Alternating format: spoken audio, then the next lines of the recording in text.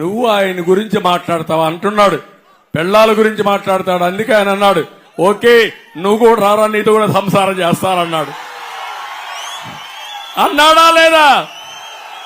సిగ్గుందా లేదా? సిగ్గుంటే మాట్లాడతారు జగన్మోహన్ రెడ్డి.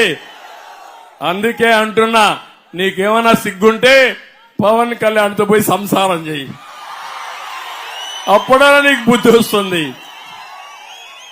అంటే నోరు బారేసుకోవడం అంటే, పురంధేశ్వరి ఉంది బీజేపీ రాష్ట్ర పార్టీ అధ్యక్షురాలు, మా బంధువే. కానీ 30 ఏళ్లుగా ఆవిడ కాంగ్రెస్ లో ఉంది, ఇప్పుడు బీజేపీ రాష్ట్ర అధ్యక్షులుగా ఉన్నారు. దేశంలో చాలా మంది కుటుంబాల్లో వివిధ రాజకీయ పార్టీల్లో ఉంటారా లేదా అని అడుగుతున్నా మిమ్మల్ని. ఆవిడ గురించి మాట్లాడతావా నువ్వు?